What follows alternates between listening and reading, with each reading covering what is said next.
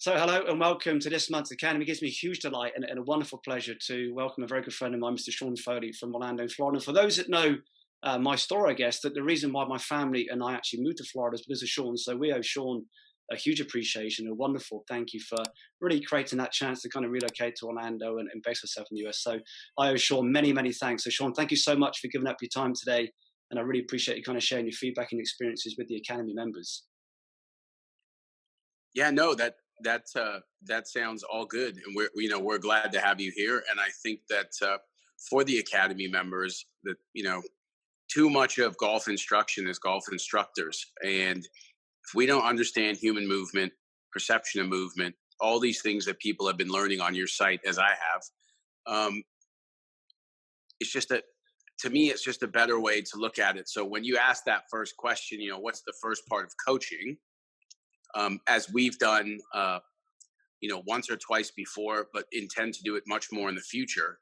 I feel my days on the road are coming slowly to an end. We're going to talk about coaching and being authentic and real with it. It's just not the place where you get it done, I don't think, anymore. And,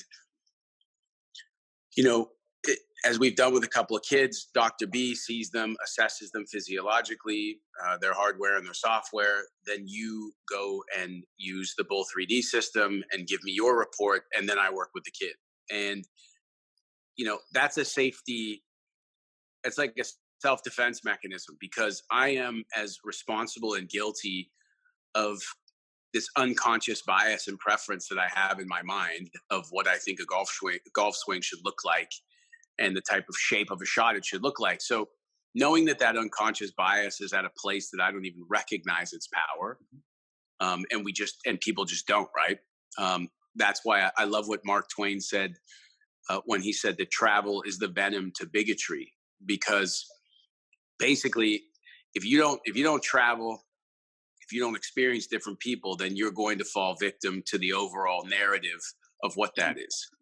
And so, after Dr. B gets done and you get done, well, when I look at the video of the kid and I look at kind of what I think I would do, I kind of have like half of that is completely ruined at that moment, because it's like, well, he either can't do this, or it doesn't mean he can't do this. It's at the moment that he doesn't fire that way, or he moves a certain way. So a couple times I've done it with Brendan, it's been to where it's been like, well, work with him for 8 months and then come back for golf lessons. Because what we're seeing kind of technically as incorrect, if he gets stronger, that will clean that up.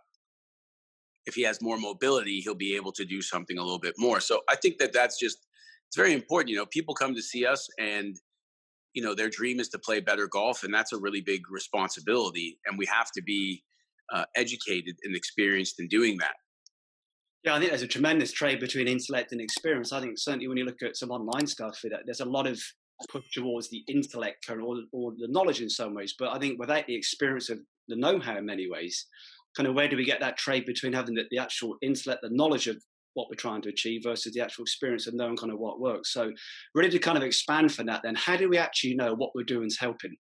Or what kind of systems are used to go, do you know what, that actually the discussions we've had, as you say, through Brendan, for example, through the anatomy or through the perceptions of movement, at what point do we say perhaps that's unhelpful or unhelpful? So what kind of markers could you use to really establish that?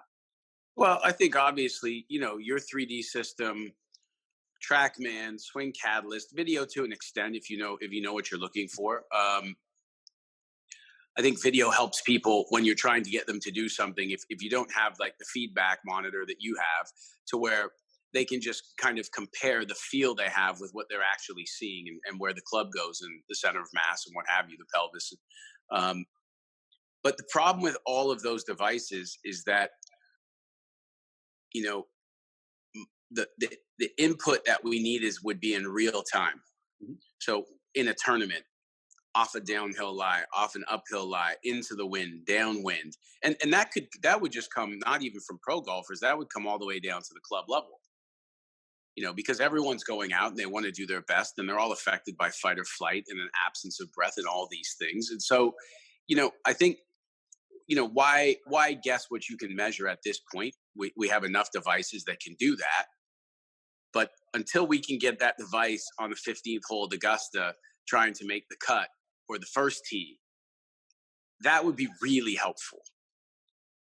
Because then I think it would change the way that we trained and kind of the duration. Because I think my whole goal with players is to be able to help them find room and find time. Mm-hmm. Because when they're able to do that, they're going to be more consistent. So I think overall, if you went to the range and looked at pretty much most backswings, they're too short. The body doesn't move enough. And then the players force from there to basically just use their hands and arms to apply force into the grip and figure it out. Mm-hmm. But how we do that is also causing torques that are going to open or close the club face. So I'd say holistically, when you look back at Bobby Jones and a lot of those old school swings, one of your favorites, Harry Vardon, those guys move very well because they were in a three-piece suit with a tie on. And so they had to move. Yeah. There's no way someone's going to tell Bobby Jones to keep his lower body still and shorten his backswing up, because it would have went about 120 yards, right? So, absolutely. I think it's difficult. I think I had a lesson yesterday with a player on the Canadian tour, and when he did it very well, it was almost an expletive. You could hear like whoa, that was it. And so I was seeing faster ball speeds, higher trajectories, but in watching him looking like he was doing less. So it's kind of something I always look for, is like Nolan Ryan had a saying. He was one of the great pitchers of all time, if not the greatest. And he said, as his career went on, he learned how to throw hard easy. And, for some reason, that's always something that sticks in my mind, is when I see ball speeds go up, but people are looking a little more Freddie Couples, that's obviously a good sign. So I'd say that the players' feedback, also a lot of times when people come to me, they have aches and pains everywhere. And I think when they start moving properly, that almost becomes therapeutic. And so you get a guy who comes, he's got lower left side issues. And after 2 or 3 days, he's saying like it's never felt better, and we've hit thousands of balls. Mm-hmm. So, so I would say, one, obviously the things that provide data to show us. Two, the player's own kinesthetic awareness, or saying, this feels strange, but it feels very good. When they come, they feel comfortable and it feels awful. So the fact that they're uncomfortable and it feels better means that they're just going to have to get through the ugly zone, so to speak, until it becomes feeling more natural. And that's just a function of the brain. That's just neurons. And then when they start having the hot spots, the wrist, the elbow, the shoulder, the back, the knee, where they start to alleviate the pain, I think that, there's many different ways to do that. And then there's probably some intuitive ways that I have where I just recognize it's better, just because I've done it for 25 years. I get asked that when I present very often. I said, well, I used to really explain the science, 3 or 4 years ago, as to why I had to do stuff. And I said in a very humble way and a very non-dismissive. I'm at a stage in life and I said, you know what, do that. Why? Because it works. Yeah. I did that kind of knowledge and know-how that I used to really explain physiology and to the biomechanics, because in some ways it's kind of validation in my ego. Look at what I know. It's the reality. 100%. I thought, you know what? I've almost had to do kind of 2-minute presentations. Why? Because we know that helps. We know that doesn't help. And kind of picking up on 2 things you said there, Sean, that for me, the brain's actually doing before it does. The brain's doing many, many things before it does it. So I think in many ways, we all need to go and read Stephen Hawking's A Brief History of Space and Time. That's what players need: room, space, and time. To which obviously Stephen Hawking's obviously wrote about back in the 60s, and it's still, I think, a very relevant kind of piece of research. Oh, sure. Yeah, and I think, I remember my first lesson on the PGA Tour. It's 2007, the Phoenix Open, and it's with Stephen Ames. And I mean, I'm so excited. This has been like my dream for so long. Now I'm here, and we're hitting in between Ernie Els and BJ Singh.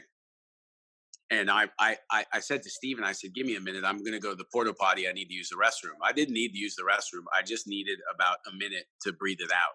And I remember looking at the mirror in the porta potty and just telling myself, like, you belong here. This is what you were meant to do. This is your destiny. Just go out and be authentic and be true to yourself. And so I went out, and right away, as soon as the insecurity started, the like quadruple syllable words began, right? Exactly. So Steven kind of, he used to get his wrist bowed and he would side bend this way. And then from there, he'd kind of overextend and get his arms way up in the air. And then in this beautiful slide, kind of bring it down and hit it. And this guy could really flush it, really flush it. But if you looked at the overall motion, you'd realize how much timing was in his straight shot. So he's kind of hitting these hooks and his body's stalling out. And so I said, Steven, if you look here, as you elevate your arms, your left wrist goes into a bow, which I actually prefer, especially with your grip. But when you left bend when you left tilt and you extend and you start to get here in space, as you can see, the rib cage is too far up. And then you don't have a chance to get back into it. So you slide forward, and that's why you have all this lower right side pain, because you're in a secondary axis tilt, blah, blah, blah. And he's staring at me. And Steven doesn't mince words, right? He's not incapable of, he would never work at the UN as a diplomat. And so he says to me, well, what the fuck does that even mean? And I'm like, oh my gosh, like this is happening right now. And so I'm like, well, so I said, do you have a glove? And he said, I do. And he gave me a glove. I said, all right, put it under your right arm. Now I said, take it to the top where the left arm feels wide, but the glove's not going to fall out. So he naturally from there stayed in forward bend a little bit longer and then turned a little bit more elegantly. And so he hit one and he hit it great. And he goes, I can understand that. That was good. But the basis of learning is, how do you speak by saying nothing? It's the basis of communication. So, for example, it's like your kids with Quinn. Quinn, the eldest or the youngest? Yeah, oldest. Yeah, so Quinn, who taught Quinn to walk and speak? Quinn did. Yeah. So Dad didn't say, big toe, on the hill, supinate, move towards that big toe. I mean, so for me, the communication is, how do you speak by saying nothing?